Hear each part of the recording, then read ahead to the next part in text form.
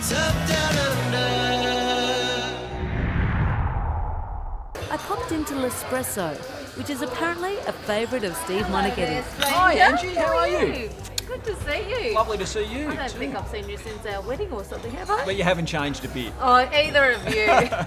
Good answer by you. Too busy running now. I never get to see you. No, well, I'm still trying to keep it going if I can. Hanging in there. Hanging the in body's there. not behaving, but Isn't the mind's it? still willing. How old are you now?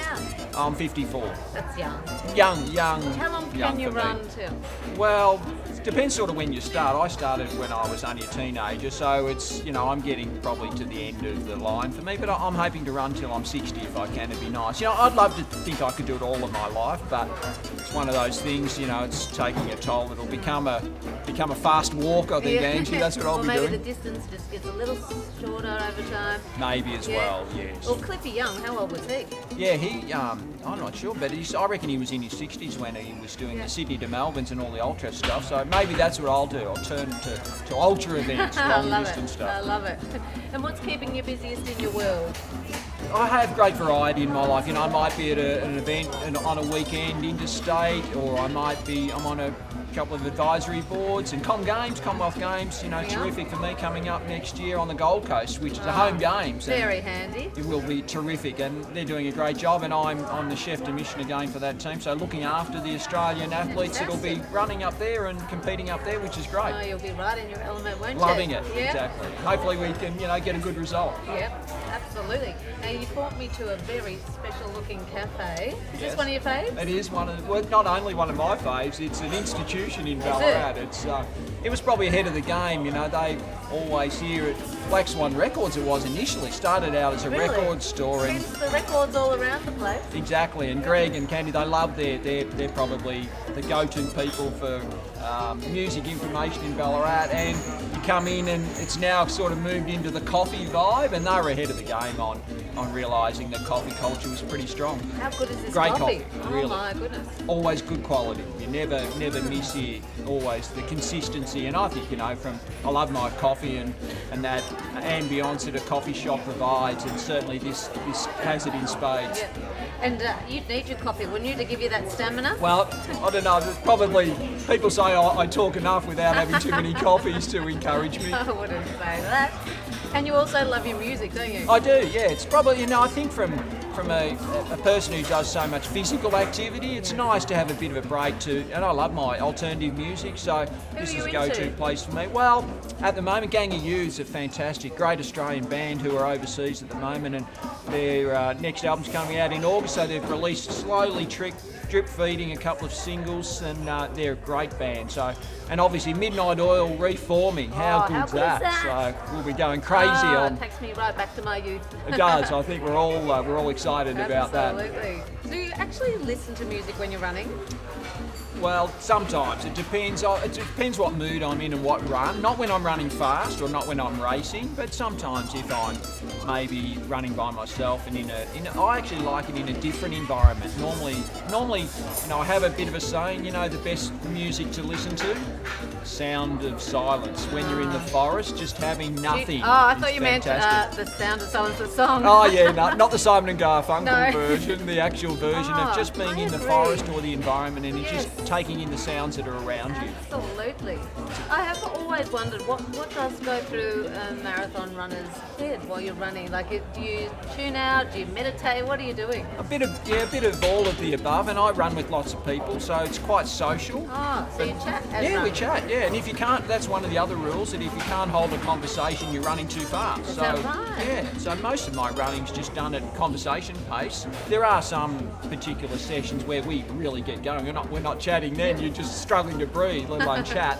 But generally, we try to make it pretty social, and, I think you're thinking about, we solve the world's problems, we talk about issues. There's young people who talk about what they did the last Saturday night or the next week, and to older people we might talk about, issues of the moment that are topical. So we cover a broad spectrum when we run. And now you've got 4 beautiful children that are all growing up way too fast, in their 20s now, and your youngest is what, 13. 13. Any of them taking after you? A little bit, yeah, the younger two, not so much the older two. They love their sport and they're very active and involved, but having spent so much time around that environment, I think you go one way or another. You know, you probably love it and get embedded in it, or you probably say, oh no, I've seen that, I'm probably over that a little Bored bit. with that, yeah. And so it's a bit of a mix with our family, and we don't want to influence them. I obviously love my sport and my running, but if they choose to do that, or their specific talents within art or music, we've got a couple of singers in the family like you, Angie. So right? yeah, and They take after you? They definitely don't take after Come on, me. give us a little tunes then. No, I couldn't even. My best impression would be the sounds of silence, because you don't want to hear my singing voice. As a singer, I make a very good runner. Is that right? Correct. Now, I love the fact that you and your beautiful wife Tanya run together. When did she pick it up later in life? She actually did. So when I retired, she started to run a bit more because it was less of a focus on me, and she tried to run a little bit through my career, but just little things got in the road, or she'd get a few little niggles. But she's had an uninterrupted few years and really enjoying it. So she's actually done a marathon as well, and Has she? yeah, she ran Paris Marathon. How'd she go? Pretty good, yeah. She ran it with a few of her friends as well, and really loved the experience. And it was nice for me to see her be able to do something for herself, but also just enjoy what I've got out of marathon running for so long. That real sense of satisfaction, personal enjoyment, and that's been reflected in her running. So that's been a nice transition. Absolutely. And does she let you coach, or is it one of those things that the husband can't tell the wife what to do? No, I was coaching her and she was getting a few injuries, so I'm banned out. So don't go there. I just ask as long as she's enjoying it. She might ask for a bit of advice on stuff, but she's pretty switched on. She knows what to do, and so I stay out of it. As long as she's enjoying it, then I'll let her run her own race. Beautiful.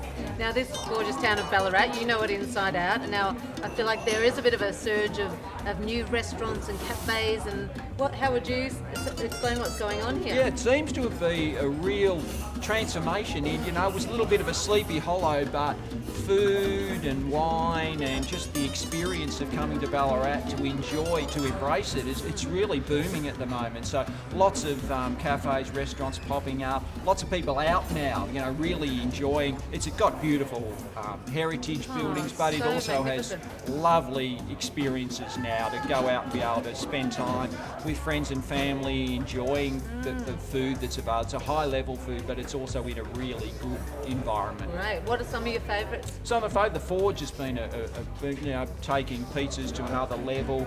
We often pop down to Craig's, great architecture, but also, really quality produce, catfish. There's real classy restaurants that are popping up, but everything from high-level restaurants right down to just your very basic cafe that will, good feel and a good vibe, very welcoming. What do you do for fun? What do I do for fun? That's good. Drink coffee, catch up with people. We actually just like walking, walking our pets, or maybe going out for a bit of a catch up at a cafe with friends, listening to a bit of music at home. So try to get into the environment. I spend a lot of time in the environment, but it's nice to be able to share that with family and friends. Absolutely. Well, I can't imagine you ever slowing down, so I want to see you running at 80. Yeah, well, slowing down gracefully. Cheers. Sounds good, Angie. Chink. What's up?